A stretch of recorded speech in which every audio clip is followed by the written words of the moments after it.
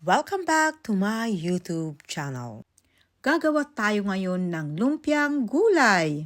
Guys, ipapakita ko sa inyo yung aking sarili kong gawa na toge. Ayan. Day 5. Yan. So, ang ginawa ko ay kumuha lang kayo ng isang tray. Yan. Kahit anong tray. And then, kuha kayo ng cloth. At ilagay nyo, yung ginawa ko, yung monggo, ibinabad ko muna overnight. So, kinaumagahan, inalagay ko na dito. And then, binasa ko itong cloth. At tinakpan ko lang ganyan. Then, every day, titignan mo at wisik-wisikan mo ng water yung monggo hanggang maging ganyan. Okay, so kuha ko ng colander. At, matrabaho ito, guys. Kung plano mong pang negosyo, mas maigi nang gumawa ka ng sarili mong toge, So, makakatipid. ipapakita ko na lang sa inyo kapag tapos ko na talagang linisin, okay? Ayan, konti na lang, malapit nang matapos. So, malapit na tayong gagawa ng lumpiang vegetables. Right, so ito guys, natapos ko din sa wakas linisin yung aking sariling gawa na toge. Ayan, so, bago natin babalutin sa ating spring roll pastry, atin munang i-stir fry. So, ito yung ating nilagay. So, gagawa pala tayo guys ng lumpiang gulay. Ayan. So, yan toge. Mayroon ako dyan beans, green beans. Of course, tinawawala yung onions and bawang na konti. Lalagyan din natin ng carrots at yung konting chicken. Ayan. Yung chicken, ibinabad natin ng soy sauce para lang mawala yung lansa. Yan. Hiniwa-hiwa ko rin ng strips. Ayan. So, tayo nang magigisa. Tara na. Okay, so sindihan natin yung ating kalan.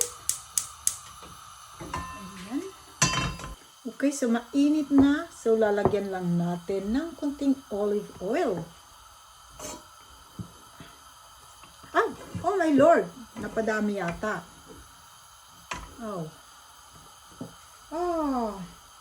Okay. It's not the end of the world. Ayan, so binawasan natin. Dahil masyadong madami. Marami yung pagkabuhos. Okay, so ilagay na natin yung ating onions. Isunod ko lang maya-maya yung ating bawang. Ilagay natin.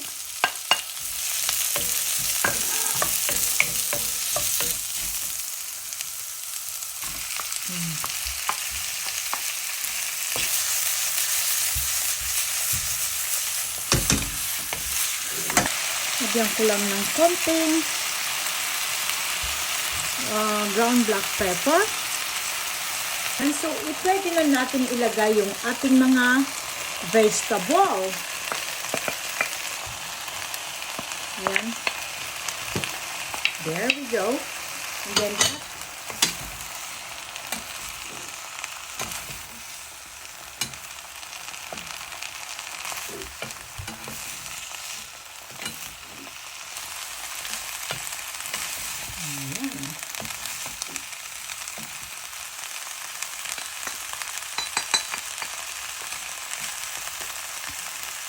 sprinkle lang natin ng konti pang ground black pepper.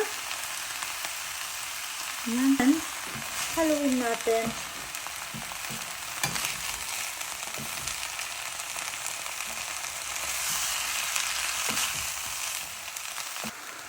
Ayan, so ito na ang ating gulay, mga sari-saring gulay. At ating gagawin na lumpiang gulay. So, ang susunod ko na gagawin ay akin nang ilalagay sa colander para yung excess fluid ay ma-drain. Bago natin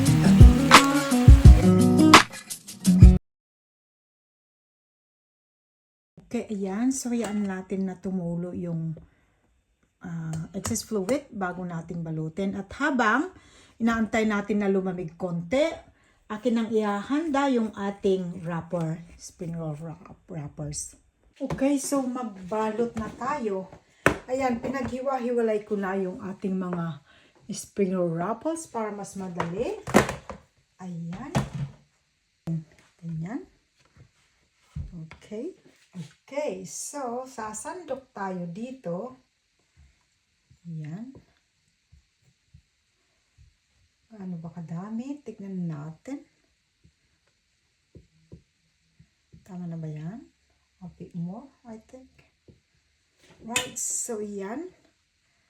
I-fold lang na ganon.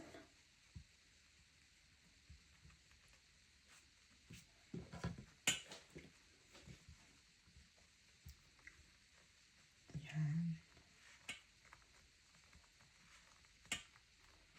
Yan. Tapos, isi-sealed natin. Ang ginawa ako ng yung corn flour para mas madikit. Yan. Yan.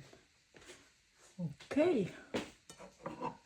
So, ituloy-tuloy natin ang pagbabalot. So, ayan, ulitin lang natin ang proseso. Ang pagbabalot. Yung wrapper yan, guys, ay mabibili sa kung saan na Asian shop. Okay, so madali lang. Ang lumpiang vegetable na to, guys, ay pwede rin itong pang negosyo. Kaya kahit anong klaseng pagkakakitaan pwede. Right, so I managed to make 25 pieces of lumpiang gulay. Yan. Ay pwede nyong iprito na kagad, deep fry, or pwede nyo ring ilagay sa freezer for future use. Okay? So, tara na, prito na tayo. Right, so next step. Ilagay natin ulit ang ating kawali. Sindihan. At intayin na mainit bago lagyan ng mantika. Yan.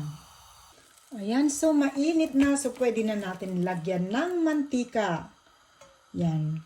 Medyo damihan natin kasi deep frying ang kailangan nito. Yan, pwede na ba yan? Ayan. Okay, so antayin lang natin ulit na kumulo yung mantika. Kailangan mainit na mainit bago nating ilagay yung ating lumpiang gulay. So, kailangan natin i-test kung mainit na ba yung ating mantika by dipping this skewer stick. Pag may bubbles na around the skewer sticks, ibig sabihin mainit na. So, let's go. Kikita ba kayong bubbles? Ayan. May bubbles. Yan. So, mainit na. Mainit na. So, let's do it. Magprito na tayo. Okay. Huwag nating gawing crowded. Ayan. Okay. Golden brown na. Pwede na.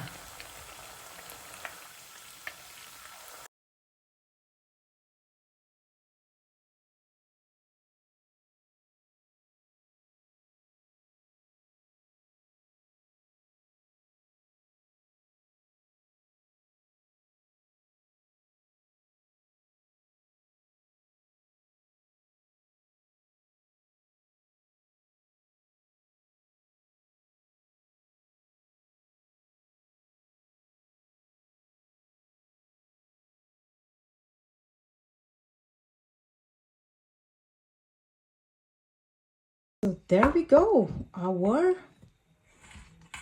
lumpiang gulay. Ayan.